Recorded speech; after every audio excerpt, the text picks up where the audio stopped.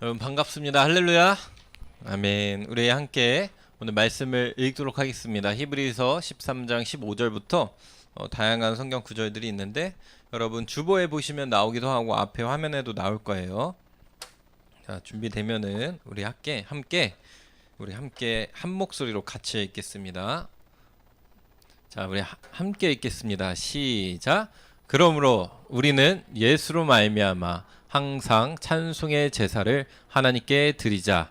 이는 그 이름을 증언하는 입술의 열매니라.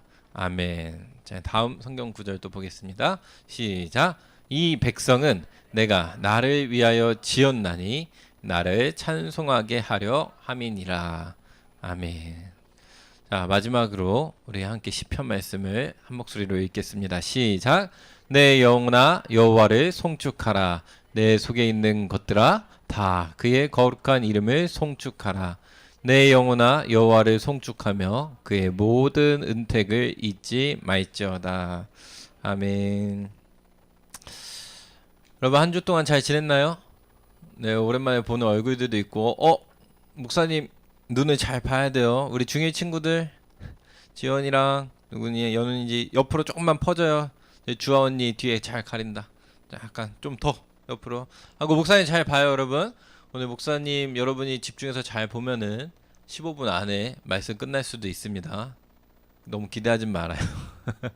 대신 여러분이 집중하면 그만큼 일찍 끝난다는 거 기억하고 자, 오늘 말씀으로 들어가겠습니다. 우리가 오늘 방금 전에 예배 말씀 전에 방금 뭐 했죠? 기도 전에 찬양했죠. 오늘 말씀의 제목이 뭐예요? 네, 찬양이에요. 찬양에 대해서 함께 나누려고 합니다.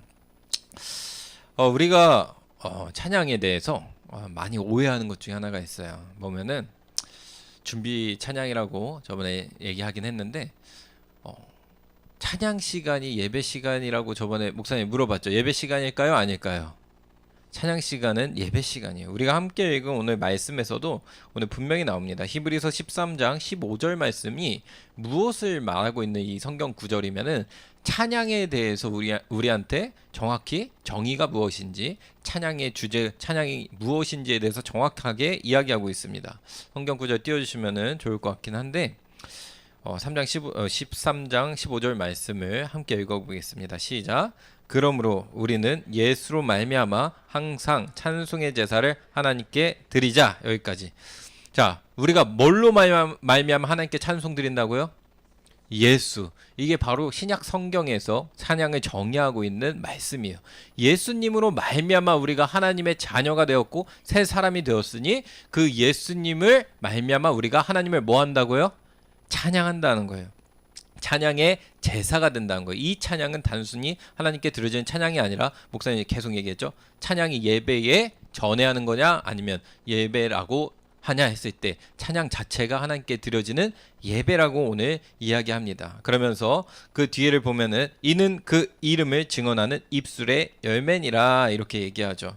이게 뭐라고 무슨 말이면은 뭐 그 이름을 증언하는 입술의 열매라는 게 이게 뭐야? 지금 비문하고 우리가 해석하나? 이렇게 생각할 수 있는데 조금 쉽게 얘기해 주면은 우리가 입술로서 하나님 앞에 이 찬양함으로써 우리가 고백하고 이 모든 행위가 다시 말하면 하나님께 드려지는 예배, 제사, 예배와 같다라고 하는 거예요. 다시 말하면 오늘 여러분이 드려지는 이 찬양은 하나님께 드려지는 예배입니다 라고 오늘 이야기하고 있다고 생각하면 될 것 같아요. 그러니까 오늘 하나님께 드려지는 이 예배에는 하나님께 감사함, 예수님으로 말미암아 감사함과 감격과 은혜가 있는 것이 오늘 찬양이라고 얘기합니다. 근데 찬양할 때 이 감격과 은혜가 없는 사람 있어요, 없어요? 여러분 아침에 일어나서 어젯밤에 늦게 잤는데 아침에 딱 일어나서 왔는데 피곤해서 졸린데 막 갑자기 찬양하는데 막 나는 여기 가슴에서 막 감격이 용처럼 막 솟아 올라오면서 막 하나님을 찬양하는 게 너무 기뻐 죽겠어 하는 사람들이 많을까요? 적을까요? 네, 사실 그런 감정과 그런 감각이 나타나는 것이 하나님을 처음 믿게 되었을 때에 예수님을 처음 구주로 영접하게 되었을 때 그때 계속해서 은혜가 흘러나오고 하나님과 멀어져 있다가 회개하고 회복됐을 때는 그 감격의 은혜가 막 솟아 올라오는데 평상시 매주마다 이런 사람이 별로 없습니다. 별로 없어요. 그럼 우리는 하나님께 감격해서 감사해서 찬양을 한다는데 우리 오늘 딱 왔는데 현실은 어때요? 머리가 지끈거리고 어제 늦게 자가지고 너무 졸려 죽겠고 피곤하고 앞에도 뭔지 잘 모르겠고 졸리고 막 이런 마음이 우리 안에 감정이 가득한 상태에서 찬양을 한다고 하면은 어떻게 해야 될까? 이런 고민이 들어요, 안 들어요? 되겠죠. 안 되면은 목사님만 이상한 사람. 네. 근데 신앙생활의 모든 순간에서 항상 목사님 얘기한 것 중에 하나는 모든 순간에 감정이 다 동반되지는 않아요. 다시 말하면 이렇게 예를 들어볼게요. 목사님이 처음에 목사님의 아내인 지금 사모님 저 뒤에 서 있는데 아이를 안고 만났을 때 가슴이 심장이 뛰고 가슴이 설렜을까 안 설렜을까? 누가 얘기했어요? 여기선 대답을 잘하네. 심장이 뛰고 가슴이 설레. 다음에 또 만난다고 했을 때 데이트 약속을 잡고 했을 때 가슴이 뛸까 안 뛸까요? 만나러 갈 때도 뛰고 가슴이 설레고. 근데 여러분한테 목사님 이렇게 질문할게. 근데 목사님 지금 아이도 2명이 있고 하는데 지금도 목사님이 아내랑 이제 아내를 만나러 가거나 집에 있는데 항상 집에 같이 있는데 아내를 볼 때마다 막 가슴이 막 설레고 뛰면은 근데 뭐라고요? 병원 가셔야 돼. 맞아요. 정확해요. 저거는 지금 집사님 말씀하신 선생님 말씀하신 거 맞아요. 이거는 뭐라고 여러분? 심장에 지금 뭐 문제 있나 병원 가서 빨리 지금 검사받아. 애플워치가 연락 와가지고 너 지금 심장에 문제 있다. 너 왜 그러니? 이렇게 와야 돼. 왜? 아내랑 같이 맨날 사는데 그때처럼 계속 심장이 쿵짝쿵짝 뛰면서 아내랑 근데 목사님이 여러분께 물어. 그러면 목사님이 지금 사모님을 아내를 예전보다 덜 사랑할까? 아니요라고 바로 얘기하네요. 맞아요. 덜 사랑한 게 아니라 그때보다 더 깊이 사랑하고 있어요. 훨씬 더 많이 사랑하고 있고 한데 나의 심장은 지금 뛴다가 안 뛴다?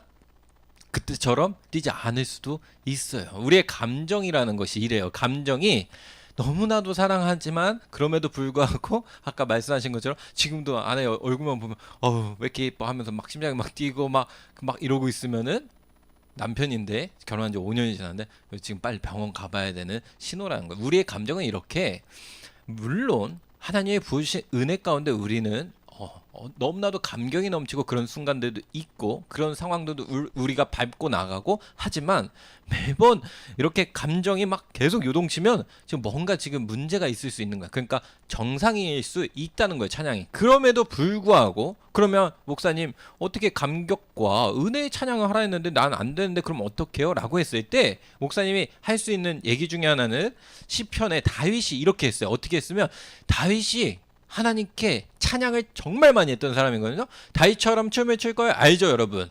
다 바지 막 벗겨질 정도로 하나님 앞에 찬양을 했다고 막 하는 사람들이 막 비웃을 정도로 하면서 하나님 앞에 막 찬양을 했다는 그 찬양의 사람이었던 다윗이 어떻게 찬양했으면 시편 말씀을 보면은 이렇게 해요.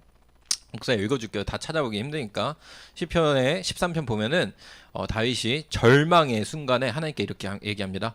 여호와여 어느 때까지입니까? 나를 영원히 잊으십니까 하나님? 주의 얼굴을 내게서 어느 때까지 숨기겠습니까? 나의 영혼이 번민하고 종일토록 마음이 근심하기를 언제까지 하오며 내 원수가 지금 원수가 자기를 쫓는 상황이고 동굴이고 여기저기 숨어다니는 상황이에요. 내 원수가 나를 쳐서 자랑하는 거를 언제까지 해야 합니까? 하나님 앞에서 버림받은 것처럼 절망의 순간에 감정이 메마르고 위축된 순간에 지금 이야기하고 있어요. 그러면서 다윗이 뭐라고 이야기하면 솔직하게 자신의 감정을 하나님 앞에 표현하고 그 다음에 뭐라고 하면 여호와 내 하나님이여 나를 돌아보시고 내 눈을 밝히소서. 두렵건대 내가 사망의 잠을 잘까 하오며 두렵건대 나의 원수가 이르기를 내가 그를 이겼다 할까 하나이다. 이렇게 얘기해요. 오늘 다윗은 하나님 앞에서 자기가 갖고 있는 절망과 이 어려운 감정을 숨기지 않고 하나님 앞에 이야기하면서 표현합니다. 기도합니다. 하지만 그 뒤에 다윗이 뭐라고 얘기하는지 봐요. 상황은 나아지지 않았고 원수가 나를 쫓는 것도 바뀌지 않고 원수가 나를 조롱하고 놀리는 것도 똑같은데 친구로 치면은 친구가 나를 놀리고 있는 거야. 지원아 막 놀리고 있는 그 상황이 똑같은데도 불구하고 마지막 뭐라고 바뀌기 시작하면 이렇게 얘기합니다. 나는 오직 주의 인자하심을 의지하였사오니 내 마음은 주의 구원을 기뻐하리이다.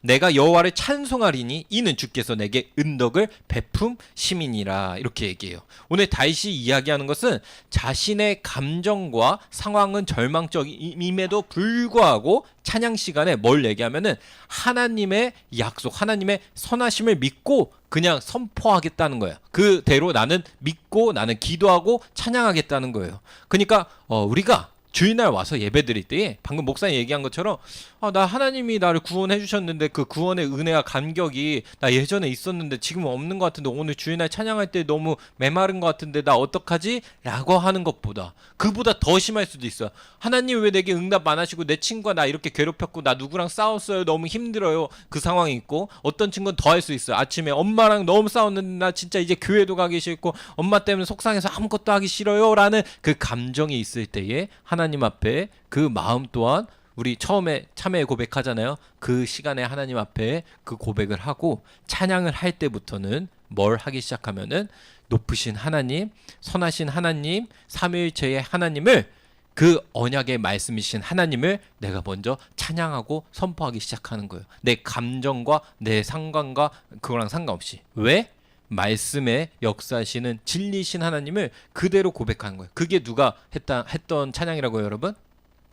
누가? 다윗. 맞아요. 다윗이 했던 찬양이에요. 목사님이 하는 얘기가 여러분한테 조금 어려울 수 있어요. 하지만 이 찬양은 무슨 찬양이면 감정적으로 우리가 꼭 들고 뛰지 않았을지라도 우리가 겉으로 보여지는 모습에서는 엄청나게 막 눈물을 흘리고 막 하는 모습이 없을지라도 더 놀라운 찬양은 보면 여러분이 찬양할 수 없는 감정이 있는 순간에 여러분이 아직 찬양에 마음이 메말라 있는 것 같고 한 순간에도 변함없으신 하나님을 붙들고 찬양은 하나님께 하는 거예요. 왜냐? 찬양의 대상은 누구니까? 하나님 한 분이시니까. 우리가 함께 읽은 말씀 중에서도 오늘 이야기하죠. 우리 함께 두 번째 읽었던 이사야 말씀 혹시 띄워주실 수 있을까요? 갑자기 부탁해서 좀 그렇긴 한데 이사야 말씀 함께 읽어보겠습니다. 시작. 이 백성은 내가 나를 위하여 지었나니 나를 찬송하게 하려 함이니라. 아멘. 오늘 이 말씀에서 보여주는 게 뭐냐? 찬양의 대상이 누구냐? 하나님이라. 우리가 왜 찬양을 하냐? 하나님을 찬양하기에 지어졌음. 대상과 목적이 분명하게 드러나는 오늘 성경 구절인 거예요. 우리가 찬양할 때에 주일날 낮에 찬양할 때에 여러분 낮에 찬양이 여러 유형이 있어요, 여러분. 예배에 들어가기 위한 찬양이 있고 우리의 힘듦을 시편의 탄식처럼 고백하는 우리의 심정을 토로하는 찬양도 있지만 주일날 드려지는 공예배 속에서의 예배의 찬양의 가장 궁극적인 것은 바로 하나님을 찬양하고 하나님의 영광을 우리가 고백하고 드러나는 거예요. 그건 뭐야? 하나님의 영광과 하나님의 그 높으심이 내 삶과 감정에선 지금 당장 크게 느껴지지 않을지라도 다윗이 한 것처럼 어떻게 해요? 내 삶에서 하나님이 인자하심이 느껴지지 않는다고 주의 얼굴이 내 안에 느껴지지 않는다고 했던 다윗이 뭐라고 얘기해요? 상황이 안 바뀌었어도 나는 오직 주의 인자하심을 의지하였사오니 내 마음은 주의 구원을 기뻐하리로다 라고 고백하는 거예요. 그럼에도 불구하고 하나님이 나의 예수님을 통하여 구원해 주심을 기뻐하고 하나님이 나의 아버지 되심을 기뻐하고 찬양하고 그럼에도 하나님 내 상황 있는 거 알아요. 하지만 그럼에도 불구하고 하나님이 나의 아버지 되십니다. 하나님만 오늘 영광 받기 합당하십니다. 하나님을 영광 올려드리는 예배가 주일날 드려지는 공예배가 되는 거예요. 그래서 우리가 철야 예배나 그럴 때는 우리의 신앙 고백이 담긴 것들 찬양도 많이 하지만 예를 들어 뭐 어떤 찬양이 있죠? 생각나는 게 없어서 목사님 말을 못 하겠는데 막 자기 고백적인 찬양 CCM 중에 감성적인 거 있지만 주일날만큼은 하나님의 영광을 그대로 선포하고 드러내는 찬양들이 우리가 하는 겁니다. 그러니까 여러분 그때 우리 함께 찬양할 때 그렇게 해요. 근데 우리 돌아와서 마지막으로 이제 마무리하는데 우리의 예배 시간 때 우리는 찬양을 어떻게 생각하고 하나님 앞에 찬양하고 있냐를 좀 생각했으면 좋겠어요. 무슨 말이면 목사님이 여러분한테 당부하고 부탁하고 싶은 거는 여기에서 여러분의 찬양의 외형이 훌륭하기를 바란다는 말을 하지 않아요. 무슨 말이면 표면적으로 여러분이 드러나기에 여러분이 여기 자리에서 찬양할 때에 일어나서 찬양하고 하나님을 높여서 찬양하는 몸의 제스처 그 표현들이 신체적으로 나타나서 막 일어나서 손 들고 찬양하라 이런 말은 목사님이 하고 싶지 않은 게 사실 그런 액션이나 제스처보다 더 중요한 거는 여러분이 찬양하는 순간에 웅크려 있는 것처럼 보일지라도 여러분의 마음에서 찬양할 때 딴 생각하지 않고 앞에 싱어가 없잖아요. 혹시 리더인 경빈이가 찬양하는 게 너무 신경 쓰이나요? 별로 신경 안 쓰이죠? 안 쓰이는 것 같아. 대답 안 하는 거 보니까 별로 신경 안 쓰면 앞에 있는 가사 속에서 하나님께 드리는 그 찬양에 최대한 집중했으면 좋겠어요. 목소리 크지 않아도 목사님 괜찮다고 얘기할게요. 근데 놓쳐서 안 될 게 있어요. 찬양 시간에 만약에 여러분 앞에서 누구도 없고 앞에서 사람이 없으니까 좀 그냥 뭐 대충 해도 되고 딴 생각해도 되나 보다 라고 생각한다면 큰 오산이에요. 하나님께 드려지는 예배이기 때문에 여러분의 외형적 모습은 어깨도 웅크리고 있고 어떻게 해도 다 괜찮으나 여러분의 마음에서는 찬양할 때에 오직 가사에 집중하면서 그 가사들이 보통 다 하나님을 완전하신 주 그리고 하나님을 높이는 가사들이 되는데 그 찬양에 나의 고백이 되도록 나의 믿음의 기도가 되도록 여러분이 마음을 쏟아서 함께 기도했으면 좋겠어요. 알겠죠? 사실 그 마음이 가장 중요해요. 근데 그 시간에 찬양 시간에 만약에 이제 그러지 않고 분위기에 휩쓸린다면 목사님 얘기해 볼게요. 얼라이브 캠프 때 우리 열심히 들고 뛰면서 찬양하잖아요. 찬양의 대상이신 하나님이 동일하죠. 근데 오늘 우리가 주일날 예배 드릴 때 불 다 켜져 있고 앞에 있는 사람 없지만 가사만 보면 찬양하죠. 자, 물어볼게요. 찬양의 대상이신 하나님이 바뀌었나요? 안 바뀌었어요. 그럼 찬양을 하고 있는 주체자인 내가 바뀌었나요? 내가 갑자기 시우로 바뀌었나? 똑같아요. 찬양 받으시는 하나님이 똑같으시고 대상이 똑같고 찬양하고 있는 고백하는 난 똑같아요. 근데 환경만 바뀌었을 뿐이고 상황만 바뀌었을 뿐이에요. 근데 환경과 상황이 바뀌었다라고 우리의 외형적인 액션은 바뀔 수 있으나 우리가 바뀌어서 안 되는 것은 바로 우리 안에 있는 뭐라고요, 여러분? 마음. 하나님을 향해 찬양하는 그 마음, 그거는 바뀌어선 안 돼요. 이게 바뀌는 사람은, 마음조차가 바뀌는 사람은 상황에 따라서 신앙이 바뀌는 사람이라는 거예요.